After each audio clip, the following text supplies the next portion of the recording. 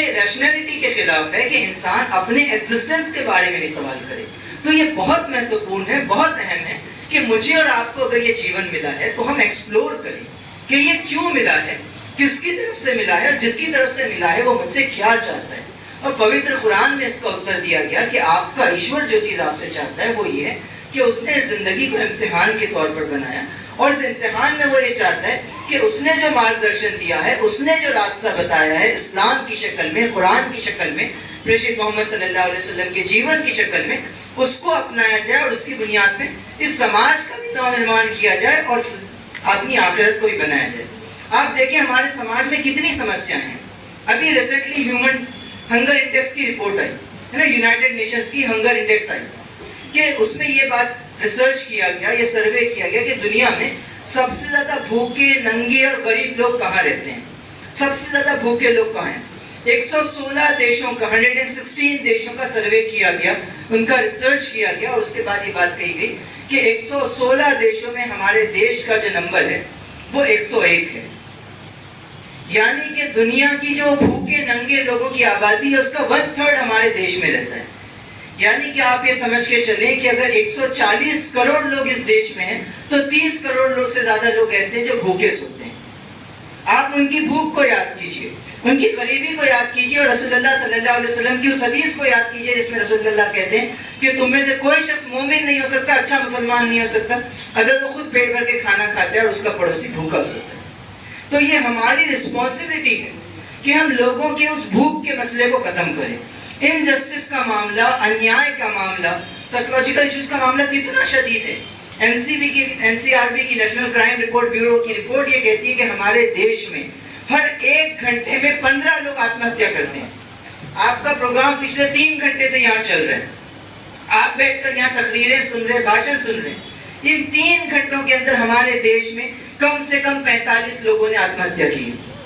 1 گھنٹے میں 15 لوگ سوسائڈ کرتے ہیں. کبھی آپ نے سوچا کہ ایسا کیوں ہو رہا ہے کہ لوگ سوسائڈ کرنے پر, اپنی زندگی کو ختم کرنے پر آمادہ ہیں. آپ دیکھیں کہ رپورٹس یہ کہتی ہیں کہ 1 گھنٹے کے اندر 2 سے زیادہ ریپ کیسز ہوتے ہیں. روزانہ سینکڑوں کی تعداد میں لڑکیوں کو اس لیے مار دیا جاتا ہے کیونکہ وہ جہیز نہیں دے پاتی, ڈومیسٹک وائلنس کے تھرو مار دیا جاتا ہے. ہمارے دیش میں پچھلے آپ دیکھیں آزادی کے بعد سے رپورٹس کہتی ہیں کہ 20 کروڑ سے زیادہ لڑکیوں کو صرف اس لیے مار دیا گیا کیونکہ وہ لڑکیاں تھیں.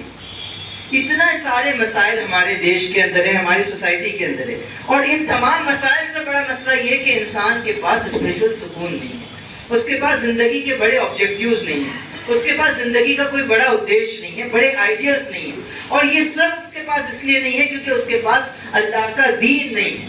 اللہ کا دین اگر ہوگا, اللہ کا مارگدرشن اگر اس کے پاس ہوگا, اسلام اگر اس کے پاس ہوگا, تو یہ سارے مسائل ختم ہو سکتے ہیں. اور انفارچونیٹلی جن لوگوں کے پاس اللہ کا دین ہے, یعنی کہ ہم اور آپ مسلمان, ہم خود اپنے کرتویہ کو پورا نہیں کرتے, اپنی رسپانسبلٹی کو پورا نہیں کرتے. ہم کو یہ دین امانت کے طور پہ دیا گیا, رسپانسبلٹی کے طور پہ دیا گیا, اور یہ بات کہی گئی کہ وَكَذَلِكَ جَعَلْنَاكُمْ أُمَّةً وَسَطًا لِتَكُونُوا شُهَدَاءَ عَلَى النَّاسِ وَلِيَكُونَ الرَّسُولُ عَلَيْكُمْ شَهِيدًا كُنتُمْ خَيْرَ أُمَّةٍ أُخْرِجَتْ لِلنَّاسِ تَأْمُرُونَ بِالْمَعْرُوفِ وَتَنْهَوْنَ عَنِ الْمُنكَرِ وَتُؤْمِنُونَ بِاللَّهِ. تو قرآن مجید ہم کو یہ بات بتاتا ہے کہ آپ کو یہ دین, آپ کو یہ سندیش, آپ کو یہ پیغام اس لیے دیا گیا کہ آپ خود اس پر عمل کریں. دوسرا یہ کہ آپ اس کو تمام لوگوں تک پہنچائیں, اور تیسرا اللہ کی زمین پر اللہ کے دین کو اسٹیبلش کریں, اللہ کی زمین پر اللہ کے دین کو قائم کریں, نیائے پر آدھارت ایک سماج بنائیں. یہ رسپانسبلٹی مجھے اور آپ کو دی گئی. لیکن اگر ہم اس رسپانسبلٹی کو بھول جائیں, اپنے اس کرتویہ کو بھول جائیں, تو اس کے ذریعے سے ہم اپنے آپ پر بھی ظلم کریں گے, باقی انسانوں پر بھی ظلم کریں گے, سماج پر بھی ظلم کریں گے, اپنی دنیا کو برباد کریں گے, اپنی آخرت کو برباد کریں گے.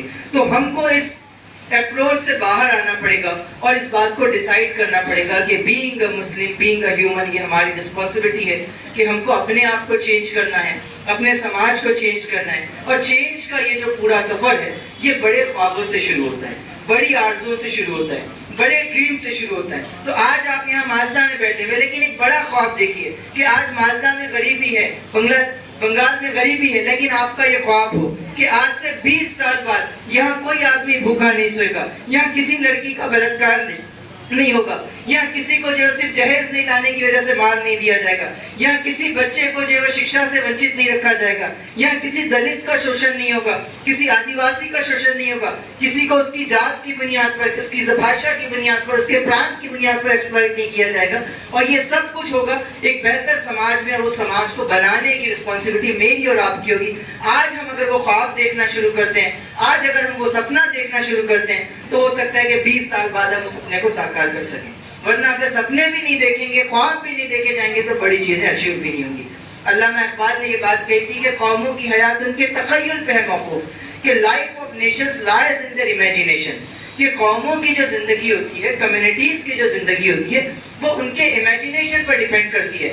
آپ کیسی دنیا امیجن کرتے ہیں, آپ کیسا سماج امیجن کرتے ہیں, کیسی سوسائٹی امیجن کرتے ہیں, جیسا آپ کا امیجینیشن ہوگا, جیسا آپ کا تھاٹ پروسیس ہوگا, ویسے آپ کے ایکشنز ہوں گے. جیسے آپ کے ایکشنز ہوں گے, ویسی آپ کی ہیبٹس ہوں گی. جیسی آپ کی ہیبٹس ہوں گی, ویسا آپ کا کیریکٹر ہوگا, اور جیسا آپ کا کیریکٹر ہوگا, ویسی آپ کی منزل ہوگی. تو یہ بہت امپورٹنٹ ہے کہ ہم اچھے تھاٹ پروسیس کے ساتھ, اچھی آئیڈیالوجی کے ساتھ, اچھی وچاردھارا کے ساتھ شروعات کریں. اس وچاردھارا کے ساتھ بڑے خواب دیکھنا شروع کریں. ان خوابوں کی تکمیل کے لیے اسٹرگل کریں, سنگھرش کریں, جدوجہد کریں. اور آخری بات یہ کہ یہ سنگھرش کبھی اکیلے رہ کے پورا نہیں ہو سکتا. اکیلے رہ کے آپ کوئی تبدیلی نہیں لا سکتے, کوئی چینج نہیں لا سکتے. اور چینج لانا میری اور آپ کی رسپانسبلٹی ہے. اور اس چینج کے لیے آپ کو ایک آرگنائزیشن کی, ایک گروپ کی, ایک پلیٹ فارم کی ضرورت ہے. اور اس وقت Student Islamic Organisation of India, SI of India کی شکل میں ایک اچھا وکلپ, ایک بہتر آپشن, ایک اچھا آپشن آپ کے سامنے موجود ہے. آپ اس آرگنائزیشن سے جڑیے. یہ آپ کو اس دنیا میں بھی میٹرلسٹک پوائنٹ آف ویو سے, ایجوکیشنل پوائنٹ آف ویو سے, اکنامک پوائنٹ آف ویو سے, پولیٹیکل پوائنٹ آف ویو سے بھی امپاور کرنے کا کام کرے گی. اور اس سے زیادہ امپورٹنٹ یہ ہے کہ وہ آپ کو مورل اور اسپرچول لیول پر امپاور کرے گی, اور آپ کی اس دنیا کو بھی سکسیسفل بنائے گی, آپ کی آخرت کو بھی انشاءاللہ سکسیسفل بنائے گی. تو دوستوں, اس قسم کے کاریہ کرم بہت سارے ہوتے ہیں, کمپٹیشنز بہت سارے ہوتے ہیں, پرائز ڈسٹریبیوشن بہت سارا ہوتا ہے, تقریریں اور بھاشن بہت سارے ہوتے ہیں. اس کی کوئی خاص ویلیو نہیں ہوتی. اصل ویلیو اس بات کی ہوتی ہے کہ ہم ان تمام چیزوں کو سننے کے بعد اپنے جیون میں کتنا چینج لا رہے ہیں, کتنا پریورتن ہمارے اندر آیا. اگر میں سمجھتا ہوں کہ اس پروگرام میں جتنے لوگ یہاں بیٹھے ہوئے ہیں, اگر اس سے 100 گنا زیادہ لوگ بھی یہاں بیٹھے ہوتے ہیں, یہاں 500 لوگوں کی جگہ 50,000 لوگ بھی بیٹھے ہوتے ہیں, لیکن اگر اس میں کوئی لوگوں میں کوئی پریورتن نہیں آئے, کوئی چینج نہیں آئے, تو وہ پروگرام فیل ہے, وہ ناکام ہے. اس پروگرام کا, اس کاریہ کرم کا کوئی فائدہ نہیں. اور اگر ان 500 لوگوں کی جگہ صرف 5 لوگ بھی یہاں بیٹھے ہوتے ہیں, لیکن ان 5 لوگوں کے اندر چینج آتا ہے, پریورتن آتا ہے, تبدیلی آتی ہے, وہ اپنی لائف کو چینج کرتے, تو ہم سمجھتے ہیں کہ پروگرام کامیاب ہوتا ہے. تو پروگرام بھاشن سے کامیاب نہیں ہوتا, پروگرام تقریروں سے کامیاب نہیں ہوتا, پروگرام پرائز ڈسٹریبیوشن سے کامیاب نہیں ہوتا, پروگرام پارٹیسپینٹس کی کتنی بھیڑ ہے اس سے کامیاب نہیں ہوتا, پروگرام ٹیکنیکل ارینجمنٹ کتنا اچھا ہے اور آپ کا ہال کتنا اچھا ہے, اس سب سے کامیاب نہیں ہوتا ہے. پروگرام اس چیز سے کامیاب ہوتا ہے کہ اس پروگرام کے بعد کوئی چینج, کوئی پریورتن, کوئی تبدیلی ہمارے